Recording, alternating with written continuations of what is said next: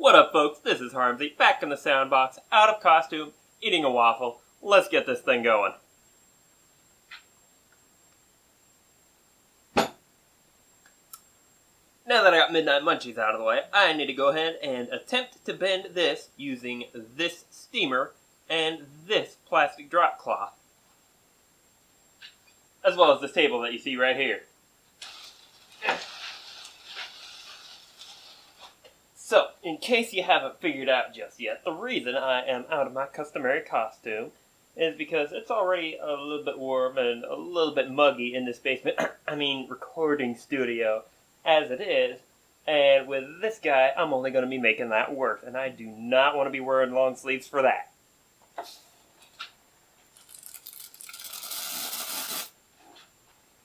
Let's see what happens.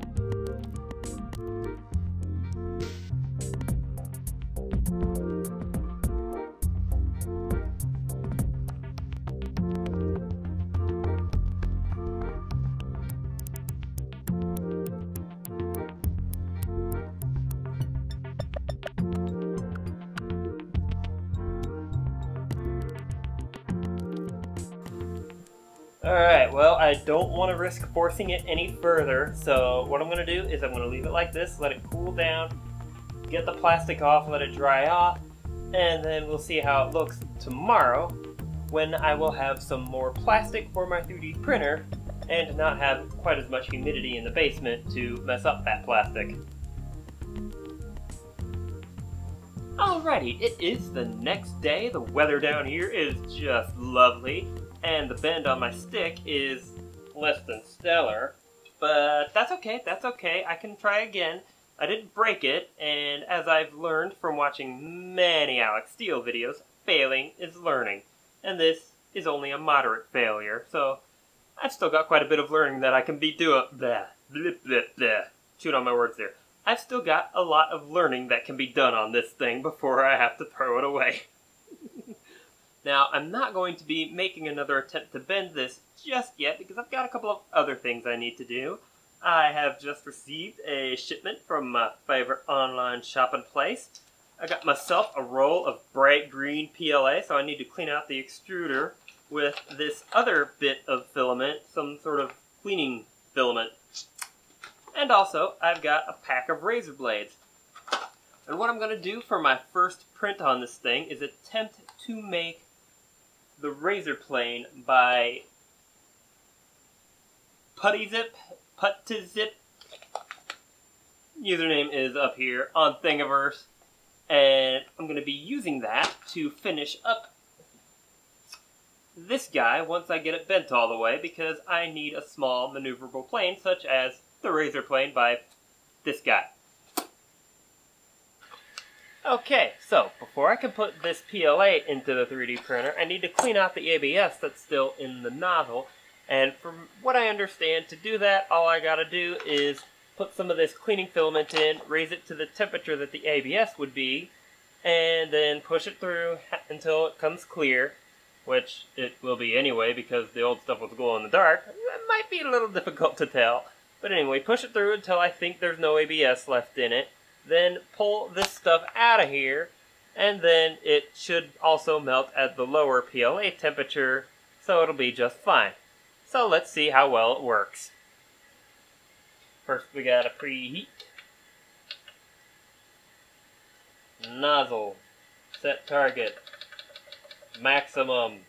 No, not maximum, just high. And let's wait. Meanwhile, I can load up the cleaning filament.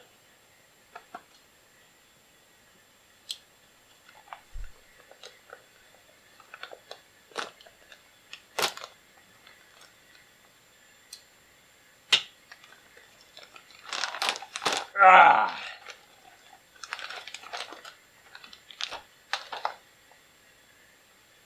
Wow, this stuff feels different. I don't know if this can pick it up, but there is some texturing on this cleaning filament, and it's very surprising. I was like kind of taken aback when I put my fingers on it, like, what? Most plastic filament that I've ever worked with has been smooth, and this PLA is smooth as well. Maybe this texturing is part of how it's formulated to clean stuff out. I don't know. I'm assuming it's supposed to be that way. Actually, I'm going to wind this on an old spool that I have handy. Actually, I'm going to clean up the spool first.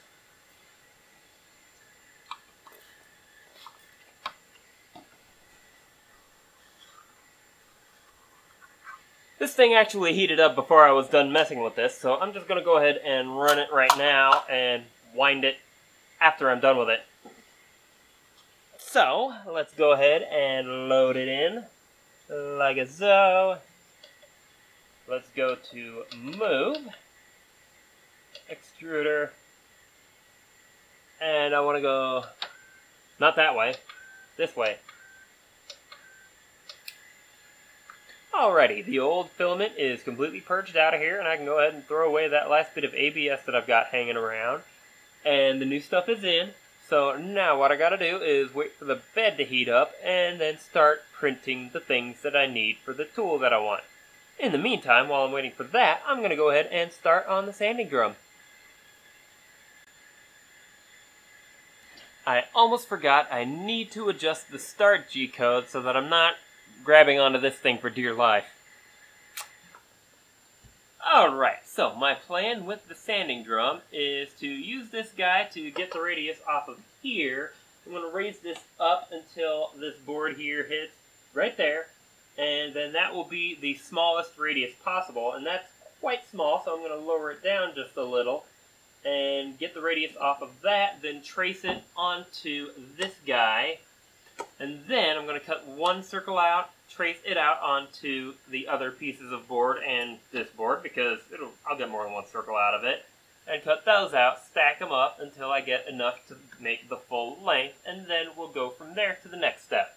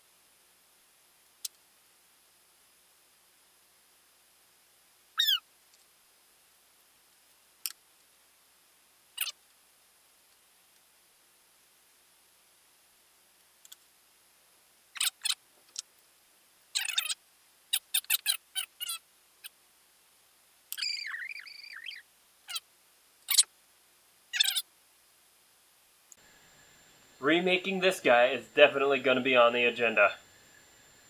Let's cut this circle. Pro tip, if you find some Chipotle cheddar cheese, get it. It's good. Got another pro tip for you. Don't start a 3-hour print after midnight. I had to go to bed while my 3D printer was still running to make this guy at 100% infill. Still got a little bit of fuzz to clean up, and because I set the raft to have no gap at all, I have to pick it up out of there, and I have to do some sanding to get all the things open that need to be open. But we're not going to be worrying about that now because I have a nice stack of particle board here. This bad boy measured 17.5 inches. My target length was 21.5 inches. But since I'm not exactly making dreadnought guitars yet, I don't need to worry about getting the full length out of this thing just yet. So instead, I'm just going to call it good here for now and move on to the next step. And while I am printing the other parts for that razor plane, I'm going to design a little hub/stencil thing to go on the end of this. And I'm going to be using that to mark the holes I need to drill for these 3 threaded rods, which will tie the whole thing together. And that hub/stencil will also serve the purpose of transmitting rotational force into it from the non-threaded rod that I've got sitting behind the camera. So, let me get to printing and designing. Well, looks like I know what I'll be doing tomorrow. Certainly won't be doing it tonight. In the meantime, I've got some sanding to do because I'm kind of a night owl, and midnight is a bit early to be going to bed. So, I'm going to go ahead and stick down some of this 80 grit onto this piece of 2x4 here. Start sanding this guy, and where is it? This guy. And then move on to 400 grit, and then some 1500 grit, and that should be good enough for what I need. If not, well, wow, that went flying. If not, well then, too bad, because that's what I got the money for right now. Well, I got this thing assembled, and after testing it, I discovered that while it works okay on softer woods like poplar and yardstick, that could have gone dangerously, it clogs up badly, even with those softer woods, and it digs in deep when I try to use it on something like, say, walnut. So it's no good for what I made it for. However, a razor blade can be used to take thin shavings off and clean it up at a shallower angle. So I may yet design a razor plane of my own instead of relying on the one by Puttizip because there's some flaws with it. But moving on, I also got this part printed and ready for the sanding drum. I'm not going to do it in this video because I'm kind of out of time and I'm going to be busy over the next couple of weeks.